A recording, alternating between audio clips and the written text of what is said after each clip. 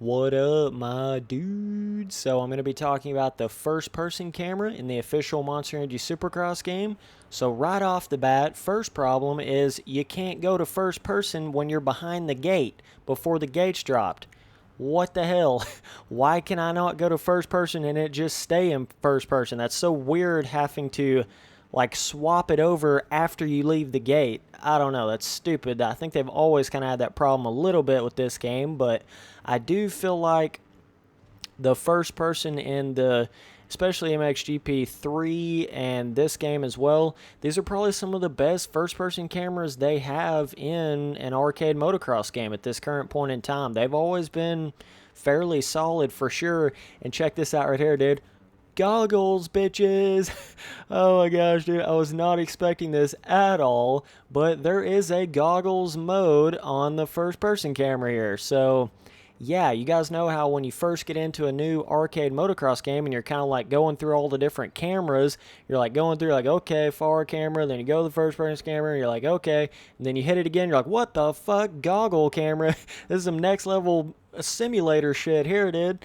All they're missing now is just a little tear-off system or something, a little bit of roost on the goggle, but yeah, so when it comes to like, let me get it back in this view right here. And what's cool about that goggle view there is it actually muffles the sound of the bike as well. So it's like you actually have a helmet on. Thought that was a pretty cool little addition to it. But now there is this weird little look. This is on the PC version. I don't know if it's on all the versions, but I can't remember exactly if it was like this on MXGP3, but there is a little weird thing. I don't know if you'll be able to notice it on YouTube, but like if you look right around the fender and right around, I'm going to try to lean back so you can see it a little bit better. I'm just kind of trying to lean back all the way for a minute. Where right around the front fender and like oh, I'm going to fucking crash almost. Right around the brake lever and the clutch and all that down there. If you can see, it almost looks like it is, I don't know. It's got this like weird little graphical, almost buggy look to it. I mean, that's the only way to explain it. I don't even really know what it's exactly doing, but it's only right around what you're actually seeing on the bike part of everything. It's like it's got this I don't know, little warping aurora around it or something. That's about the only way to explain the shit, but yeah, so that is definitely what I would call like a graphical bug of some sort there, but when it comes to just the way the camera feels in this game, I mean, it's definitely somewhat similar to MXGP3 for sure. Just kind of has that feeling to it. It can be difficult at times to really tell where the bike is. What the fuck are these cones, dude? Have any other dudes got stuck on those cones off of the track? Oh my god, they're like an instant stop sign. Like, you're not going anywhere, dog. You're getting straight up stuck on those things. For whatever reason, they got these random cones way off the track that are completely non-movable whatsoever, so you gotta be careful on that. But yeah, it can be tricky at times to tell like where the tires are at in this first person camera. You know, it's kind of hard to like tell kind of where the bike is. Obviously it's a first person camera, but at the same time, I mean, just the way it is, it kind of has this and the way some arcade games are, can be very difficult to tell like where you're landing and things like that, but that is a little bit of the nature of them. But I'm just saying, you know, it can be like there's times where you just be like, what the hell, like somebody you just can't really tell where the bike is like rotating in corners and certain things like that. You know, can kind of be hard to tell what it's doing there. Wonderful collision, but yeah, so other than that though, I feel like they did manage to make it to where it's not just crazy amounts of like really making you get that nauseous feeling from the first person camera. I think that's one of the biggest positives to the Milestone motocross first person cameras in their games, is they don't make you as nauseous as some other first person cameras. Like, they really try to keep the camera steady where it's not like super shaky, you know, giving you a damn seizure syndrome going on here. Like, they really try to make it to where the camera stays somewhat stable. So what that does is, like, in the corners, the bike has this sort of where it'll like, it's almost like the camera raises whenever you turn in the corner.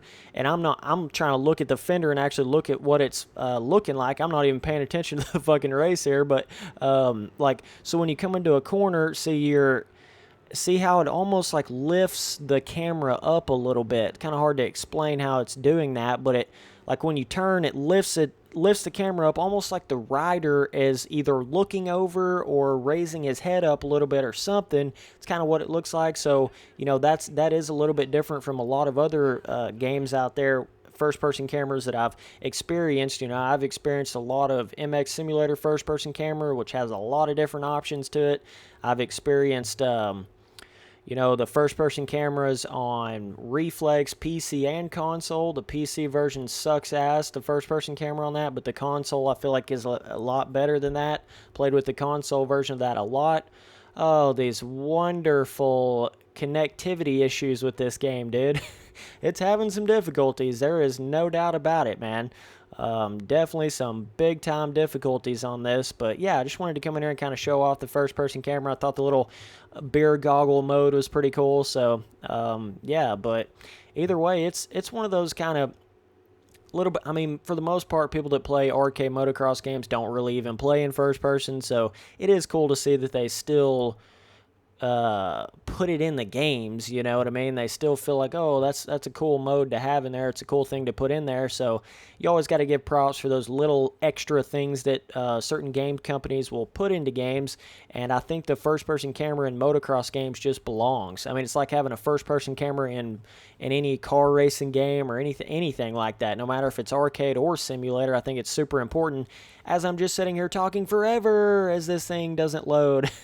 Okay, let's go to a time attack. Pretty sure the time attack makes it to where it's like daytime when you're riding, I think. God, dude. Just takes like forever to load anything, and then sometimes it doesn't even let you load into like...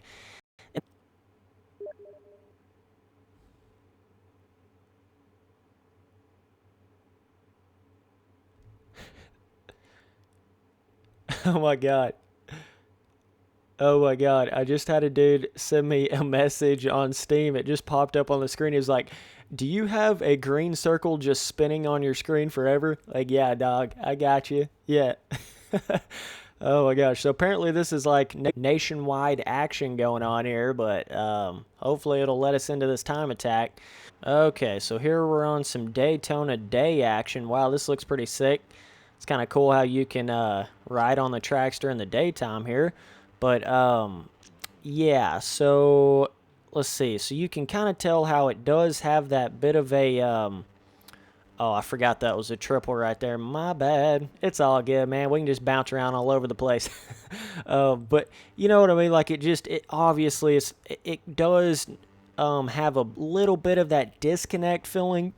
Like you're disconnected from the tires to the dirt. It can definitely give you that in first person in this game, but, I think it's not too bad. I mean, they're trying to go for like a not just make you completely nauseous, but that kind of, it's tricky to make a first-person camera that really turns sharp and gives you the feeling like, oh, that's a huck. Gives you the feeling like, you're really connected to the ground. It's like, it's kind of hard to even explain that, but it's hard to make a game like that doesn't, make you nauseous or just like completely bounce all over the place with how the screen is. The only games I've really known to really be able to pull that off is MX Simulator, and with MX Simulator you've got all the options in the world with it, but you just got to be able to find the right setting, first-person camera setting for you. That's kind of the whole trick to that. But other than that, I mean, I played the Reflex first person for a long time on consoles, and I mean, I'd gotten used to it over quite a long amount of time. It didn't make me super nauseous, but I know the PC version of Reflex First Person was like god-awful. I mean, it was terrible. For whatever reason, it was horrible. And when you go back to like Untamed First Person, I mean, it's hard to even ride with it for more than like a lap. I mean, that was more of like a gimmick back in those days than it was like an actual playable mode. Whereas now, I mean, I feel like you could really play in the first-person mode on this game. But it's obviously a little bit different, like I'm saying, a little bit of that somewhat of that, like you're on a cloud float feeling, but other than that, pretty decent, dude. So either way, oh, my shitty ass gear, because I haven't gotten enough money on the PC version yet to buy any of the gear. I did buy the performance parts on the bike, but not the gear yet. So yeah, hopefully they'll fix all their little connectivity issues here, and you guys will be able to rock on the game. And I also wanted to shout out my sponsor, SquidSquadSTL.com. Go check him out. You know what it is, dude. So either way, I appreciate you guys watching all the videos. Later, dudes.